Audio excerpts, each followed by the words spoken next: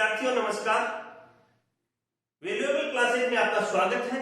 मैं इंजीनियर प्रदीप जाखड़ आपको मैथमेटिक्स पढ़ा रहा हूं, जिसमें अपना जो टॉपिक चल रहा है उसका नाम है चक्रवर्ती ब्याज। इस क्लास से पहले अपन ने चक्रवर्ती ब्याज के 2 लेक्चर पढ़ लिए हैं, जिसमें बहुत ही अच्छे अच्छे क्वेश्चन शॉर्ट ट्रिक्स के साथ जो बहुत ही कंपटीशन एग्जाम्स में पूछे जाते हैं। आज की क्लास शुरुआत करते हैं अपन एक क्वेश्चन के साथ कि कैसा क्वेश्चन है और कैसे शॉर्ट ट्रिक से सोल्व होगा। तो देखते हैं क्वेश्चन को। देखिए क्वेश्चन है कि एक व्यक्ति द्वारा ली गई राशि का, एक व्यक्ति है कोई राशि लेता है, ली गई राशि का 4% वार्षिक चक्रवर्ती ब्याज की दर से 2 वर्षों के अंत तक 2550 रुपए की राशि 2 बराबर किस्तों में चुकाता है, तो प्रत्येक किस्त कितनी होगी। आप सवाल को एक बार की जगह 2 बार पढ़ें और इस चीज को समझें कि पूछ क्या रहा है। देखो ऐसे समझो कि किसी क्वेश्चन में एक व्यक्ति है, वो 4% की दर से कोई पैसे उधार ले रहा है किसी से, तो वो किस्तों के माध्यम से चुकाना चाह रहा है। तो वो कितनी किस्तों में चुका रहा है? 2 किस्तों में। 2 वर्षों के अंत तक 2550 रुपए की राशि 2 बराबर किस्तों में चुकाता है। तो सवाल क्या पूछा है? सवाल ये पूछा है कि प्रत्येक किस्त कितनी होगी, मतलब उसको किस्त कितनी चुकानी होगी और प्रत्येक किस्त कितनी होगी। तो देखिए ध्यान से देखिएगा, इस सवाल को करने के लिए अपन दर से करेंगे। अपने पास दर कितनी है? 4%। तो 4% है, तो देखो मैं कैसे लिखूंगा 4%, प्रतिशत को बटा में लगा देता हूं 100। तो इसको मैं हल करूंगा तो लिखूंगा 1/25। अब पिछली क्लास में जो सवाल कर रहे थे उसमें अपने को पता था कि बट्टा में जो 25 आया है वो मूलधन है, एक ब्याज है, और दोनों को जो जोड़ेंगे 25 प्लस 1 जोड़ेंगे तो वो मिश्र धन हो जाएगा। तो मैं उसको लिख देता हूं 25 प्लस 1 कितना लिख देता हूं 26। ठीक है। अब 26 को 2 गुणनखंडों में विभाजित करते हैं।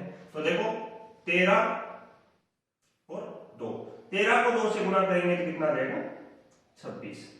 या फिर मैं कहूं कि 26 का स्क्वायर करते हैं। आप थोड़ा ध्यान से देखो, आप सोच रहे होंगे कैसे गुणनखंड कर रहे हैं और क्यों इनका स्क्वायर कर रहे हैं। तो 26 का जो स्क्वायर हो जाएगा वो कितना हो जाएगा 676। अब देखो ये चीजें मैंने क्यों करी। आप जब भी कोई भी एग्जाम में बैठते हो जो भी, तो आपके पास 4 ऑप्शन होते हैं। इस प्रकार के क्वेश्चन को आप ऑप्शन के माध्यम से कर सकते हैं। मैंने एकदम शॉर्ट ट्रिक से किया है। मैंने सबसे पहले दर निकाली, दर में मेरे पास मिश्र धन आ गया, मिश्र धन 26 था, 26 के 2 गुणनखंड कर लिया या 26 का स्क्वायर कर लिया तो ये आ गया। अब देखो, अब आप जाइए ऑप्शन में। आप ऑप्शन में जाके क्या करना है कि इनमें से कौन सी संख्या या 13 और 2 से विभाजित हो रही है। ध्यान से सुनना, इनमें से कौन सी संख्या 13 व 2 से विभाजित हो रही है, या इनमें से कौन सी संख्या 26 से विभाजित हो रही है, या इनमें से कौन सी संख्या 26 के स्क्वायर में से विभाजित हो रही है। ध्यान से सुनना, या तो इसके गुणनखंडों से विभाजित हो, या इससे हो, या इसके स्क्वायर से हो, बात एक ही है। तो इनमें से अपन देखते हैं कि ऐसी कौन सी संख्या है, ऐसी कौन सी संख्या है जो 13 से भी विभाजित है और 2 से भी। या तो ऐसे कर लेते हैं, या फिर देख लेते हैं कि कौन सी संख्या जो 26 से विभाजित है, या देख लेते हैं कि कौन सी संख्या है जो 676 से विभाजित है। तो अपन भाग देख के देखेंगे तो अपने को पता चल जाएगा कि 1352 है वो किससे विभाजित है, 13 से भी है और 2 से भी है। 13 से 2 से है तो सीधा सीधा है, 13 को 2 से गुणा करेंगे तो 26, तो ऑटोमेटिक 26 से भी विभाजित होगी, और 26 से जो संख्या विभाजित होगी वो 26 के स्क्वायर से भी होगी। तो आप इनको गुणनखंडों को भाग देके देखेंगे तो ये अपना आ जाएगा आंसर। एक बार क्वेश्चन को दोबारा देख लीजिए। मैंने कुछ नहीं किया, मैंने ये किया कि एक व्यक्ति कोई राशि उधार लेता है, तो मेरे पास क्या चाहिए, मुझे केवल दर चाहिए। इसके बाद में वो कह रहा है कि 2 वर्षों के अंत तक वो राशि 2550 रुपए की राशि 2 बराबर किस्तों में चुकाता है। तो प्रत्येक किस्त कितनी चुकाएगा? तो देखो प्रत्येक किस्त चुकाता है 1352 रुपए। कितनी चुकाता है? 1352 रुपए। तो इस प्रकार के क्वेश्चन को आप एकदम शॉर्ट ट्रिक से कर लेंगे। यदि इस क्वेश्चन में मैं ऐसे करता, देखिए ध्यान से देखिएगा, 4% की जगह मैं मान लो देता आपको, मैं आपको 4% की जगह 20% देता। मान लो इस 4% की जगह मैं आपको दर कितनी देता, 20% देता, तो आप क्या करते, 20% को उठाने के लिए बटा में 100 और इसको हल करेंगे तो आ जाएगा 1/5। अपने 5 क्या हो गई, अपने पास 5 हो गई मूलधन, 1 हो गया ब्याज, दोनों को जोड़ेंगे तो आ जाएगा 6 क्या हो गया अपने पास, मिश्र धन। तो 6 को यदि 2 गुणनखंडों में बांटेंगे तो पता है अपने को 3 × 2। तो अपने पास उस क्वेश्चन के लिए तो ये आंसर थे, इनमें से कोई एक आंसर था, 4 ऑप्शन थे। अब इसके लिए 4 ऑप्शन होंगे A B C D, क्योंकि अपन ने क्या कर दिया, प्रतिशत दर थी उसको बदल दिया। तो या तो जो संख्या ऑप्शन में होगी वो 3 और 2 से विभाजित होगी, या 3 और 2 का गुणा होता है 6, या 6 से विभाजित होगी, या वो संख्या 6 के स्क्वायर यानी 36 से विभाजित होगी। तो वह संख्या देख लेना है A B C और D, इन 4 ऑप्शनों में से वह संख्या ढूंढ लेंगे जो किससे विभाजित हो, 3 से भी हो और 2 से भी हो। 3 से और 2 से होगी वो पक्की पक्की 6 से होगी, और जो संख्या 6 से विभाजित होगी वो पक्की पक्की 6 के स्क्वायर से होगी, मतलब 36 से होगी। तो अपना जो 4 ऑप्शन हो उनमें से आप क्या करोगे, 4 ऑप्शनों को देखेंगे, ऑप्शन के हिसाब से भाग देंगे और अपना आंसर निकाल लेंगे। तो ये अपना हो गया प्रत्येक किस्त कितनी होगी वाले क्वेश्चन अपने यहाँ पे कंप्लीट होते हैं, एकदम शॉर्ट ट्रिक है हमारे, फटाफट नोट करो।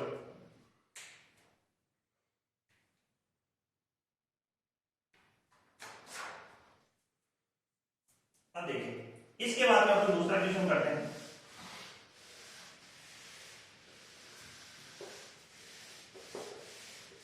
लगातार ऐसे क्वेश्चन करें, एकदम शॉर्ट ट्रिक से करें, हो जाएंगे आराम से। अब अपन ने जो क्वेश्चन पढ़ा है वो पढ़ लिया किस्त वाला। अब इसके बाद में अगला क्वेश्चन करते हैं।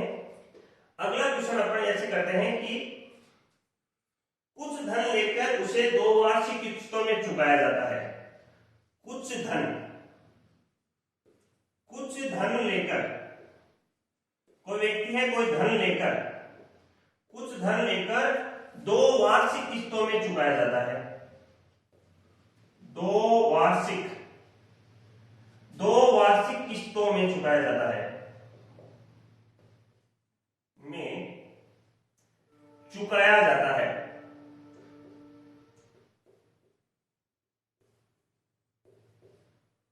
चुकाया जाता है, कुछ धन लेकर 2 वार्षिक किस्तों में चुकाया जाता है यदि प्रत्येक किस्त का मान, यदि प्रत्येक, अब की बार सवाल थोड़ा सा मैं चेंज कर रहा हूं, पिछली बार किस्त पूछी थी लेकिन अब की बार किस्त लिख रहा हूं। प्रत्येक किस्त का मान, यदि प्रत्येक किस्त का मान 882 रुपए हो, यदि प्रत्येक किस्त का मान 882 रुपए हो, वह चक्रवर्ती ब्याज की दर, वह चक्रवर्ती ब्याज की दर, ब्याज की दर 5% हो तो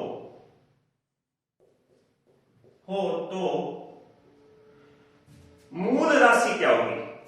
हो तो कुछ धन लेकर 2 वार्षिक किस्तों में चुकाया जाता है। पिछली बार भी 2 वार्षिक किस्तों में चुका रहे थे, लेकिन पिछली बार प्रत्येक किस्त का मान पूछा था, अब की बार प्रत्येक किस्त का मान दे दिया 882 रुपए। वह चक्रवर्ती ब्याज की दर पिछले क्वेश्चन में भी दी थी और इस क्वेश्चन में 5% हो, चक्रवर्ती ब्याज की दर 5% हो तो कितना धन उधार लिया गया, मतलब मूल राशि कितनी ली गई अगले से, तो कितना धन उधार लिया गया, उधार लिया गया। क्वेश्चन को एक बार ध्यान से समझ लो। क्वेश्चन क्या कह रहा है, पिछला जो क्वेश्चन था उसमें भी देखो अपने पास दर थी, ये भी लिखा था कि 2 वार्षिक किस्तों में चुकाना है, और पिछली बार अपने पास क्या था, 2550 रुपए जो दे रखे थे कि ये इतने रुपए लिए थे। लेकिन अब की बार वो कह रहे हैं कितना धन उधार लिया, मतलब अपने को पूछ रहा है मूलधन, और अपने को क्या कह रहा है, प्रत्येक किस्त की राशि दे रखी है और मूलधन पूछ रहा है। तो देखो इस सवाल को हल करने के लिए बहुत अच्छा तरीका है। सबसे पहले अपने पास होनी चाहिए दर, और दर अपने पास कितनी है, 5%। प्रतिशत को हटाता हूं तो बट्टा में 100 लिख देता हूं, और इनको काटेंगे तो क्या हो जाएगा, 1/20। कोई दिक्कत यहां तक। अब जो मेरे को चीज दे रखी है वो मेरे को पूछी है मूलधन, पूछा है मूलधन पूछा है, और मेरे पास क्या दे रखी है, किस्त। किस्त मेरे को पूछिए। तो देखिए इस सवाल को कैसे करते हैं, मूलधन कितना है यहाँ पे 20, मूलधन कितना है 20, और 20 प्लस 1 कितना है 21। ध्यान से देखना मैं क्या कर रहा हूं, मूलधन के नीचे क्या लिख रहा हूं 20 मूलधन है, 20 प्लस 1 क्या है 21। किस्त कितनी किस्तों में, 2 किस्तों में। तो देखो 20 प्लस 1 मिश्र धन हो गया 21 कितनी किस्तों में चुका रहा है, 2 किस्तों में चुका रहा है। ध्यान से देखना मैंने क्या चीज लिखी है, एक बार और अच्छे से समझ लो। मूलधन दर करा अपने, दर रहा 5%, प्रतिशत में हटाया तो अपने 100 लिखा, 1/20 लिखा गया। 20 मूलधन था, 20 प्लस 1 यहां लिख दिया आगे, और 21 गुणा 21 क्यों लिखा, क्योंकि अपने 20 प्लस 1 21 मिश्र धन है, मिश्र धन गुणा मिश्र धन, मतलब कितनी किस्तों में चुका रहे हो, 2 किस्तों। अब इसको सॉल्व करते हैं। तो इसमें ध्यान रखना 20 का स्क्वायर लिख देते हैं 400, और 20 को 21 से गुणा करते हैं। देखो मैं एरो लगा लगा के लिख रहा हूं, 20 गुणा 21, 20 को 21 से गुणा करते हैं तो कितना आता है 421। कोई दिक्कत, 421 आता है। क्या लिख दिया मैंने, 20 को 21 से गुणा किया, 20 को 21 से गुणा किया तो 21 दूनी 42,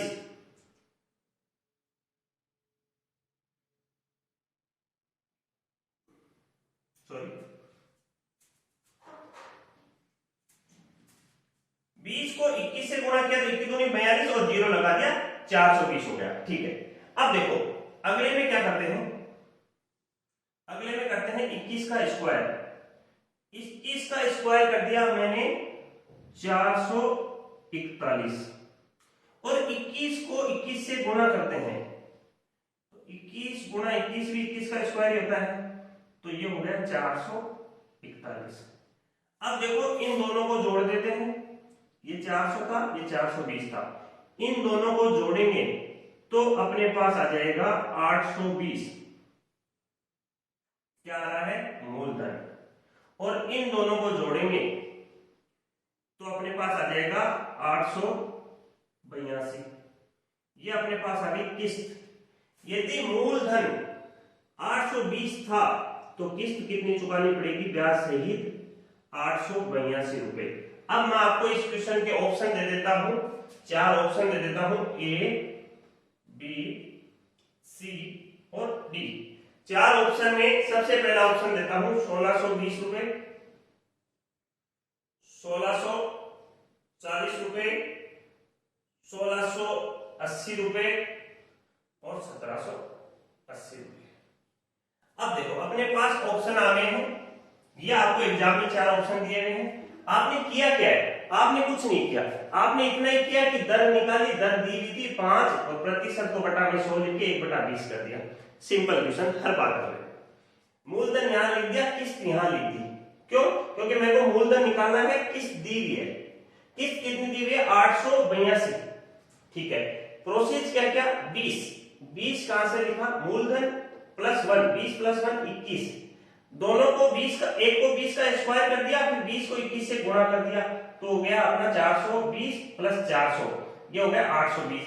यहां पे क्या किया, पहली संख्या का स्क्वायर और फिर दूसरे में पहली संख्या दूसरी संख्या को गुणा, तो कितना आ गया अपना 441, दोनों को आपस में जोड़ दिया तो ये हो गया 882। 882 हो गया किस्त, 820 हो गया मूलधन। तो मैं क्या कह देता हूं, जब किस्त 882 रुपए देनी पड़ेगी तब मूलधन कितना होगा 820 रुपए। तो अपने पास ऑप्शन देखो 820 है ही नहीं है। अब 820 को मैं 2 से गुणा करता हूं तो कितना आ जाता है 1640। इसको भी 2 से गुणा कर दो, इसको भी 2 से गुणा कर दो, तो मैं ये कह सकता हूं क्या, देखो इसको 2 से गुणा करेंगे तो 4, 8 दूनी 16 का 6, 1, 8 दूनी 16 1 17, तो ये हो गया 1764 रुपए। कोई दिक्कत। अब मैं ये कहता हूं जब मूलधन 1640 रुपए होगा तो अपने को किस्त लौटानी पड़ेगी 1764 रुपए। तो अपना मूलधन कितना है 1620 रुपए। यदि ये इसको और 3 से मल्टीप्लाई करता तो अपने को किस्त 3 से मल्टीप्लाई करके वैसे क्वेश्चन भी आप आसानी से कर सकते हैं। तो ध्यान रखना 5% की जगह आपको 10% दे दे, 20% दे दे, 30% दे दे, कोई फर्क नहीं पड़ना। यह राशि कितनी भी दे दे आप प्रोसेस यही फॉलो करना। यदि ये 1 गुणा में है तो ये भी 1 गुणा में, यदि ये 2 गुणा में है तो ये भी 2 गुणा में। तो इसका क्या आंसर आ गया, अपना आंसर आ गया 1620 पे टिक लगा दिया, गलती से लगा दिया 1640। ये जो अपना आंसर आ जाएगा ये आ जाएगा 1640। 1640 कैसे आया, 820 को 2 से गुणा किया तो 20 को 2 से गुणा किया 40, 8 2 16। ठीक है, इस प्रकार से अपना आंसर सही हो गया। अब देखो 820 गुणा 2 1640 वाले ये क्वेश्चन आपने कंप्लीट कर लिया। इस प्रकार के क्वेश्चन के बाद में अपन अगला क्वेश्चन प्रोसेस से करते हैं।